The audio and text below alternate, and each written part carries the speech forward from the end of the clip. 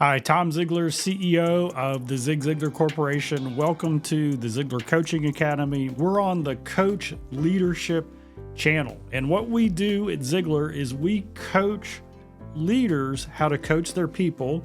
And we also certify Ziglar Coach leader coaches to go out and do that in their own businesses, in their own practice to do that. So I want to go deep on this one today. And I want you to understand what I think is the biggest challenge facing leaders today in business. And when we understand this, then as a coach, as an executive coach, as a leadership coach, we can have a greater impact in the businesses we serve. And if you are a leader in a business, one of the greatest skill sets that you can develop is the coaching skill set. So I just want you to know that we help you with both of those. So here is the number one business challenge today. I wrote a book called 10 Leadership Virtues for Disruptive Times. It came out in 2021, and it was all about the impact that the great disruption, COVID, had in business. And it had to do with all the changes in business and leadership and the values that people had. But what I really studied was what happens when any type of disruption comes along in business. What are the things that upset us? And now we've got AI that's coming in, and it's going to have a bigger impact in business disruption than anything we've ever seen in history. In fact, I heard a great quote, and this was the quote. It said that we are living right now in the least disruptive time that we're ever going to live in. What does that mean? It means that as time goes along, disruption is simply going to increase in intensity and frequency. Okay, so here's the number one business challenge today.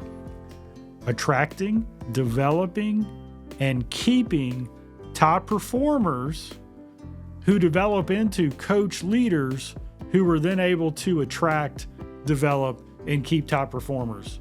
Ooh, that's a mouthful. Well, think about this. Question number one, can you have too many top performers in your business? Let me help you with that.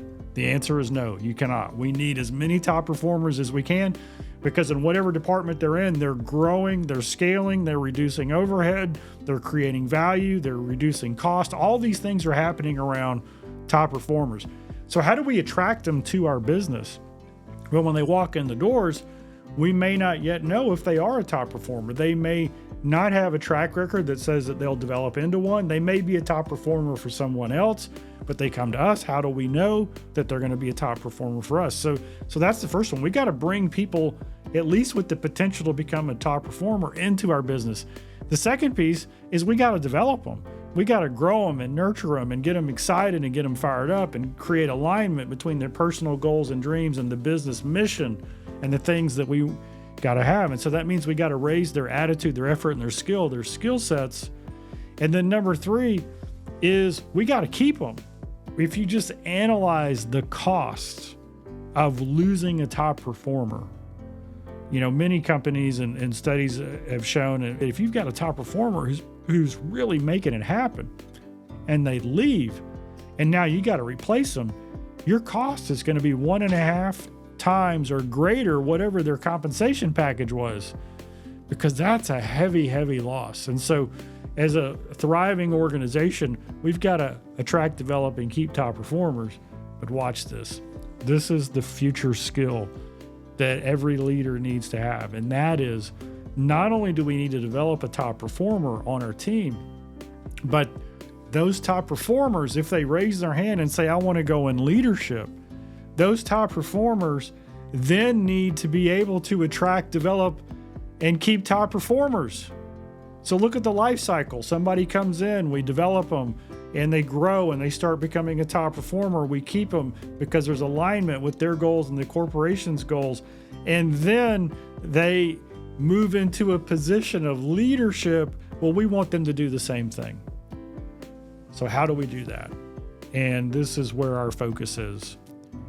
The number one skill that we can have is the intentional coaching conversation. So as a leader, as an executive coach, as a leadership coach, we've got to teach our people who we're coaching how to have intentional conversations with their people so that the people on their team are moving along the path to becoming not just an okay performer or an above average performer, but a top performer.